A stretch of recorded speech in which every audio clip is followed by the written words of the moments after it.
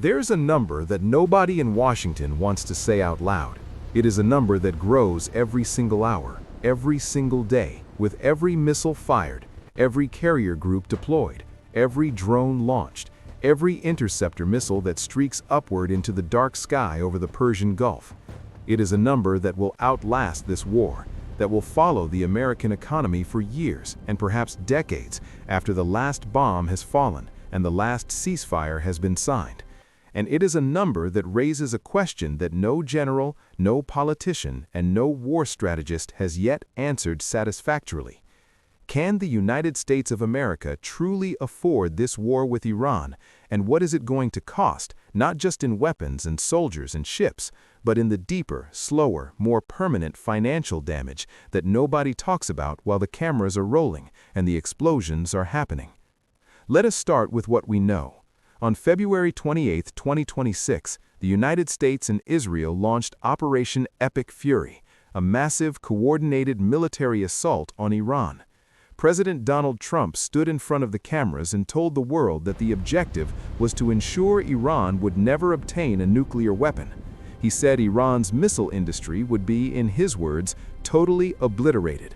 The Pentagon announced that in the opening days of the operation, American forces had struck more than 1,250 targets inside Iran, using over 20 different weapon systems: B-2 stealth bombers, F-35 Lightning II fighter jets, F-22 Raptors, advanced naval vessels, cruise missiles, and the newly deployed Lucas drones. The scale of the operation was breathtaking, and the cost of that scale is something every American taxpayer is now going to live with. Even before the first bomb was dropped, the pre-strike military buildup, the repositioning of aircraft, the deployment of more than a dozen naval vessels, and the mobilization of regional assets is estimated to have cost an additional $630 million. Think about that for a moment. $630 million, and the war had not even started yet. That was just the cost of showing up, moving the chess pieces into position on the board. It costs approximately $6.5 million a day to operate a single carrier strike group like the USS Gerald R. Ford. The United States deployed multiple carrier strike groups to the region. Do that math across 4 to 5 weeks, the timeline Trump himself signaled for operations, and you are already looking at hundreds of millions of dollars in carrier group operating costs alone before a single missile leaves its launcher. According to Brown University's 2025 Costs of War report, since October 7, 2023, the United States has provided Israel with approximately $21.7 billion in military aid. In addition to that, American operations in support of Israel across Yemen, Iran, and the wider Middle East have cost between $9.65 billion and $12.07 billion. That brings total U.S. spending connected to this conflict to between $31.35 billion and $33.77 billion, and it is still climbing. $33 billion. And that figure was calculated before Operation Epic Fury even launched. It is a number that was already staggering, and it has now accelerated into something far larger.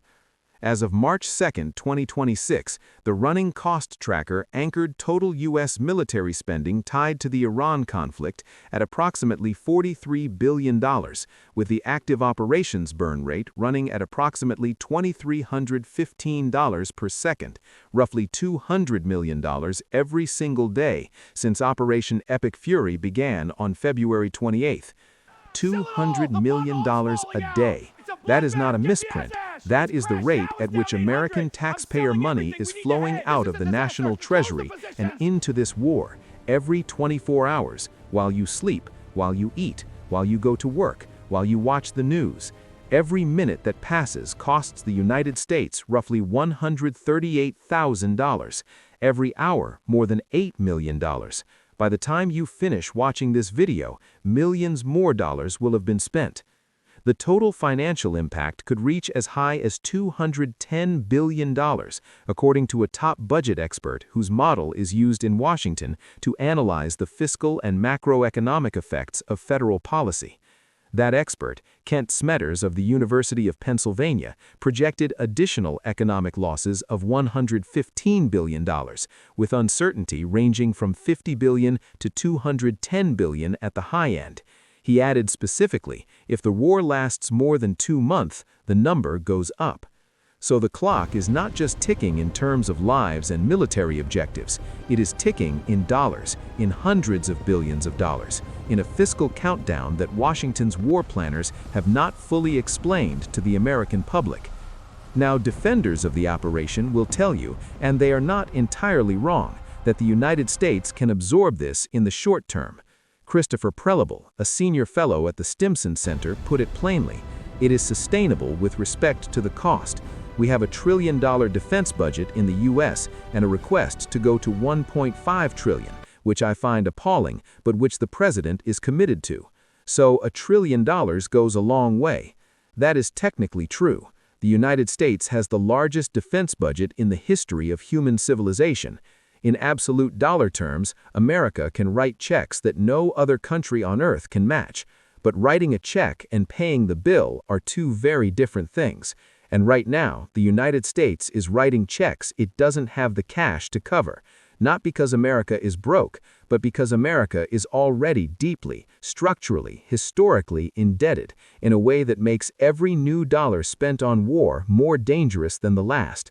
According to the Institute for International Finance, U.S. government debt reached 122.8% of GDP at the end of 2025, up from 119.9% a year earlier. Let that sink in. The United States is carrying a debt burden not seen since the country was rebuilding from the most destructive conflict in human history. And into that already fragile fiscal landscape, it has now launched another war. Maya McGuinness, president of the Committee for a Responsible Federal Budget, warned, "The president's agenda has added significantly to the national debt, and we will be spending even more because of our past refusal to pay for our priorities. Interest payments on the debt will total nearly $17 trillion between now and 2036. Annual payments will rise from more than $1 trillion this year to more than $2 trillion by 2035. $1 trillion a year just in interest payments, not in military spending, not in healthcare or education or infrastructure, just in interest, just in the cost of having borrowed money in the past. And now America is borrowing more, spending more, adding more." UBS global chief economist Paul Donovan noted that Trump has indicated attacks can go on for 4 to 5 weeks, with reports already emerging of a need to urgently replenish weapon stockpiles, and said this potentially adds further to the fiscal deficit. Replenish weapon stockpiles. That phrase deserves more attention than it typically receives in the daily flood of war news. Every THAAD interceptor that fires costs $12.7 million. Every Tomahawk cruise missile that streaks across Iranian airspace costs well over $1 million. Every paveway bomb, every JDAM, every precision-guided munition that drops on an Iranian target costs hundreds of thousands of dollars. And all of those weapons need to be replaced. They don't regenerate. They have to be manufactured, a process that takes months, sometimes years, and they have to be purchased at full market price using taxpayer money that the government doesn't currently have sitting in a savings account waiting to be spent. Trump himself said the wars in Iraq and Afghanistan cost the United States approximately $7 trillion, an experience that has left a deep imprint on domestic political calculations. $7 trillion, not 7 billion, 7 trillion. That's the true cost of a Middle Eastern war when you count everything: the initial deployment costs, the sustained operational expenses, the weapons replacements, the care for wounded veterans, the long-term medical and psychological support for service members, the interest on the debt borrowed to fund the war, and the broader economic damage to growth, investment, and productivity that comes from diverting national resources into military conflict instead of productive use. The Iraq and Afghanistan wars looked affordable in 2003. They did not look affordable in 2010, and by 2020, the full long-tail cost ballooned into a figure that staggered even the economists who had supported those wars. The same logic applies here, but with one critical difference. The United States enters this conflict with a more fragile fiscal position than it did 2 decades ago. The real danger is that war slowly erodes the fiscal capacity of the world's largest power, whose debt is already at historic highs, at a time when interest rates are no longer near zero. In 2003, interest rates were near the floor. Borrowing to fund a war was cheap.